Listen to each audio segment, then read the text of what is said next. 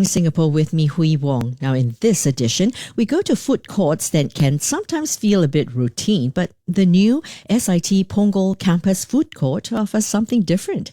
It's open to the public, not just the students or staff of the campus, right? And besides affordable food, it has waterfront views of Coney Island and a focus on sustainable design. So, what sets this food court apart? Let's find out from Jocelyn, Yong, architect at RSP. She's also on the project team that designed the SIT Punggol Campus Court and the food court.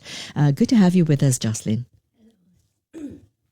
Now, what's the most unique or standout feature of this food court concept?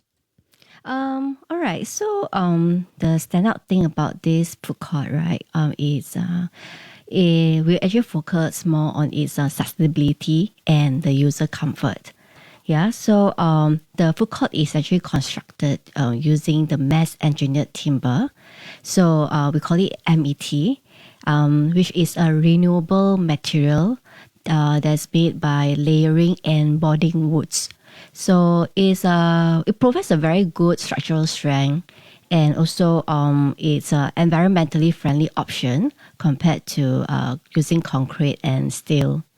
Yeah, so it gives a very unique and also natural look that sets it apart. Yeah. Yeah. You know, with global warming, we want to go to a space that is, how should I say, cooling. So does that also give that impact as well? Yes, correct. So we actually prioritize on the natural ventilation and lighting. So the food court is installed with this BIPV, which is called the Building Integrated Photovoltaic Panels. So this actually helps to generate electricity from the sunlight. Yeah.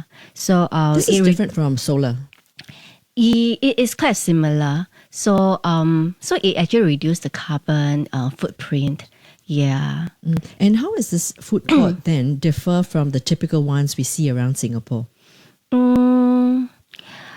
Around Singapore, the food court is open to the public, and even though it's actually the food court is actually situated like within the campus, surrounded by very lushly greens, but it has a very fantastic view. Yeah. So the food court is actually facing the Serangoon Reservoir and also the Coney Island. So when you have the view of the water, it's very calming, right? Yes, correct. Mm-hmm.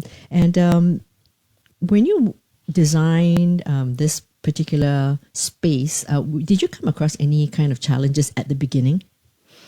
At the beginning, not too challenging. Still okay. Yeah.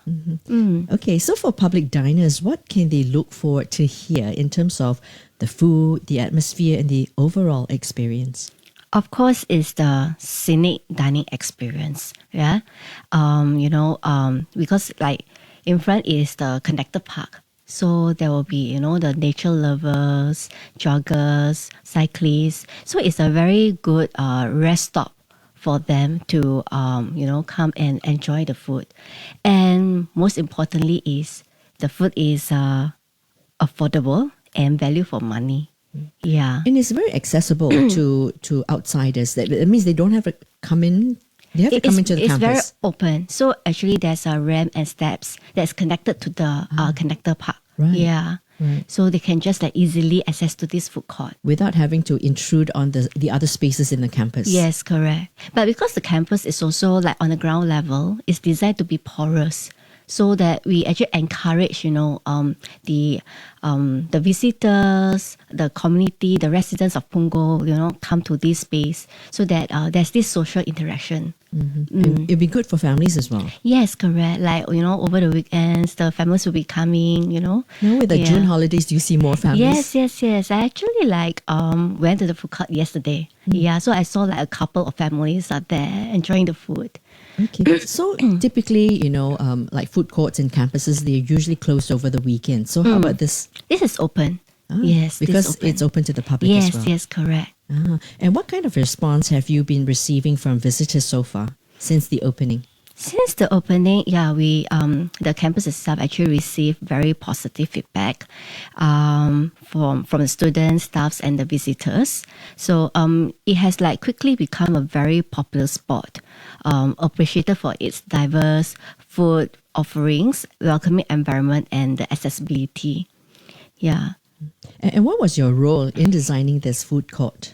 My role, I actually like oversee the planning of the food stalls, and also like we plan like how many seatings that we can provide within the food stalls. Yes, and also the design of the MET that integrates with the whole food court itself. And what were the considerations when you were designing this space, right? That could possibly have a school lunch crowd as well as members of the public. The lunch crowd, up to now, we don't see any issue of that actually. Yeah, so it's actually the food court itself is very well organized, operating. Yeah, because I would imagine, say, if it's popular with outsiders, right? So if the students or staff are having lunch there, they may get also, competing crowds. Yeah. So that's not an issue. That's not an issue at all. Okay. Now, it's not something we normally think about, but how is the design of this food court important to diners? I would say that it has to be it has to offer a very comfortable and relaxing place. And also, because it's so important that, because there are a lot of the staffs, their industry partners and the students, they will be there to actually to socialize and mingle beyond the classroom. Yeah. So in a sense, it got to be a bit of formal, semi-formal setting. Not really. It's very casual. Casual. Yes. And how does it encourage that interaction within people, amongst the people? It's just casual. Yeah, it's just casual. Yes. You enjoy food. You enjoy the food, drinks, correct. and then have a productive time. Yes, exactly. Okay. Now, this is a food segment. So talk to us about what food diners can look forward to enjoying there. We hear you were there just yesterday, right? Just now, you mentioned. Yeah. So the SIT have actually curated a total of 14 food stalls. So ranges from, like Western food, Chinese. And the popular ones will be they have this fusion American food. Yeah. And also they have this ayam penyet, Malak cuisine. Mala is a hit with youngsters especially, right? Yeah, correct. How about you? What did you have yesterday? Yeah, yesterday I had a Malak. Yeah. How was it? Yeah, it was very good actually. And it is very cheap as well, Very affordable. Yes, correct, affordable. Right. So do you see long queues at certain outlets? Okay, so basically, you don't really see long queues because they were given you the ticket number. So there's a screen there. So you just look at the screen, and then once this your number is called, then you just go and collect your food. So it's very organized. Yeah, so you don't see any long queues. Tapping on technology for convenience. Yeah, correct. Right. Okay, so are there any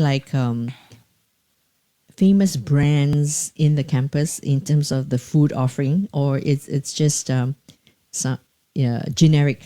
It's generic, operators? Yes, generic. But I think they have carefully, select all these food choices. Various type of cuisines. Yes, correct. Various type of cuisines that to cater for different dietary preference and needs. Yeah. So usually at any one time, when it's time for lunch, usually what's the capacity you're looking at?